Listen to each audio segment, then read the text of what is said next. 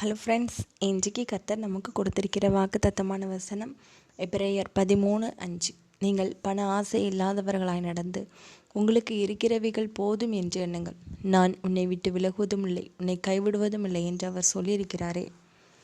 Friends, நம்ம இப்போது இந்த வசனத்தின் மூலமாக ஒரு கதை கேட்டு தியானிக்கலாமா? சந்தோஷ் தன்னுடைய சிறு வயதில் இருந்தே தனக்கு எது வேணும்னாலும் உடனே கிடச்சிரும். அந்த அளவுக்கு அவருக்கு எல்லா விதமான தகுதி, பொருள், இன்னும் சொல்லப்போனால் ஆள்பலம் எல்லாத்துலேயுமே பெரியவராக தான் இருந்தாங்க.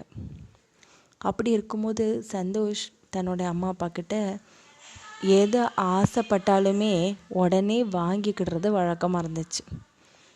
பெரியவன் ஆனதுக்கப்புறமும் இதே மாதிரி கார் நல்லா வாங்கணும், பெருசாக வாங்கணும்னு சொல்லி யோசித்தார். அதே மாதிரி ரொம்ப பெரிய ஆடம்பரமான ஒரு காரை வாங்கினார். அதுக்கும் லோன் போட்டாங்க. அதிகபட்சமான லோன் போட்டதுனால அவருக்கு அதை கொடுக்கறதுக்கு ரொம்பவே சிரமப்பட்டார். ஒரு வழியாக அந்த கடனை அடைஞ்சி அதுக்கப்புறமா இன்னும் பெரிய வீடு கட்டணும் அப்படின்னு சொல்லி மாடிக்கு மேலே மாடி கட்ட ஆரம்பித்தார். அதுக்கப்புறமா தன்னோட வயது முதிர்ச்சி நிமித்தம் வந்த பென்ஷனையும் வச்சு இதை என்ன செய்யலான்னு ஒவ்வொன்றையும் எப்படி நம்ம பெருக்கலாம், இந்த மாதிரி இது வரலாமேன்னு சொல்லி யோசிக்க ஆரம்பித்தார். தனிமையில் இருக்கும்போதும் சந்தோஷோடைய எண்ணங்கள் எல்லாமே அந்த பணத்தின் பின்னாடியே தான் போச்சு. ஒரு கட்டத்துக்கு அப்புறமா அவங்களுடைய பிள்ளைகளோ இல்லை சொந்த பந்தங்களோ அவரை வந்து தேடுறதோ பேசுகிறதோ இல்லாமல் அமைதியாகவே இருந்தாங்க. இதை பார்த்த சந்தோஷுக்கு மனதில் அந்த அளவுக்கு மகிழ்ச்சியும் இல்லை, நிம்மதியும் இல்லை. அப்போ தான் யோசித்தார் சந்தோஷ், என்னதான் மாளிகையில் நான் குடியிருந்தாலும் உள்ளத்தை இறைவனால் தான் மகிழ்ச்சிப்படுத்த முடியும் அப்படின்னு சொல்லிட்டு ஆலயத்துக்கு போனார். அங்கே ஆலயத்தில் பாஸ்டர் இப்படி பிரசங்கம் பண்ணிகிட்டு இருந்தார்.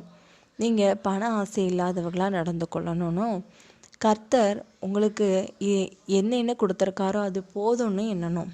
ஏன்னா அவர் நம்மளை விட்டு விலகவும் மாட்டார், கைவிடவும் மாட்டார் அப்படின்னு சொல்லிட்டு இருந்தாங்க.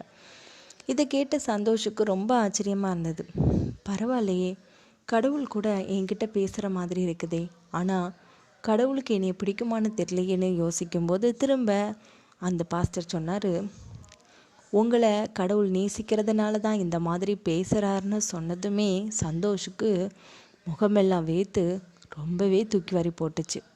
கர்த்தர் உண்மையிலே நம்மளை நேசிக்கிறார் போல, இல்லைனா இந்த மாதிரியான வார்த்தைகளால் என்னை ஆறுதல் படுத்த மாட்டாரே அப்படின்னு சொல்லி முழங்கால் படிட்டு தன்னுடைய பண ஆசையை எல்லா விதமான எண்ணங்களையும் கர்த்தருக்கு கீழே கொண்டுட்டு வந்தார்.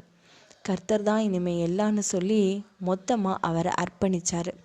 அதுக்கப்புறமா அவங்க வீட்டுக்கு போகும்போது மன நிறைவோடையும் மகிழ்ச்சியோடையும் போனார். அப்போ புரிஞ்சிச்சு, இறைவன் நம்ம உள்ளத்துக்குள்ளே வந்துட்டார், இதுக்கப்புறமா மகிழ்ச்சி தானாக பெருகும்னு சொல்லி இந்த மகிழ்ச்சியை நாம் எப்படி பெருக்கலான்னு யோசிக்க ஆரம்பித்தார் சந்தோஷ். ஃப்ரெண்ட்ஸ், இந்த கதையை கேட்டிங்களா? எப்போவுமே பணத்துக்கு பின்னாடி நம்ம போனோன்னா கண்டிப்பாக மகிழ்ச்சியாவோ நிம்மதியாவோ இருக்க முடியாது. இந்த பணத்தை நம்ம பத்திரமா பாதுகாக்கணுமேனு அது பின்னாடி போவோம். இல்லைன்னா இந்த பணத்தை வச்சு வேறு எதையாவது வாங்கி வச்சுக்கலாமா, ஏதாவது கோல்டில் நம்ம இன்வெஸ்ட் பண்ணலாமா, இல்லைன்னா நிலத்தில் இன்வெஸ்ட் பண்ணலாமான்னு யோசிக்கிற மாதிரி எண்ணங்கள் வந்துக்கிட்டே இருக்கும். ஆனால் இப்போது நாம் எல்லாவற்றையும் சேர்த்து வைக்கிற காலம் கிடையாது. கர்த்தருக்கு பிரியமாக நடந்து கர்த்தரோடு நம்ம இணைய போகிற நேரத்துக்காக காத்துட்ருக்குறோம். ஏன்னா கர்த்தர் வரப்போகிறது ரொம்ப சீக்கிரமாக இருக்குது. அதனால் நம்மளுடைய உள்ளத்தை மகிழ்ச்சியால் நிரப்பணும் அப்படின்னா கர்த்தரால் மட்டும்தான். நம்ம மாளிகையிலேயே இருந்தால் கூட கர்த்தர் நம்ம கூட இருந்தால் அவர் நமக்கு மகிழ்ச்சியை தந்தால் மட்டும்தான் சந்தோஷமாக வாழ முடியும். இதே மாதிரி கர்த்தர் நம்ம கூட இருக்கணும்னு வேண்டிக் கொள்வோமா? கர்த்தர் உங்களை ஆசீர்வதிப்பாராக. ஆமென்.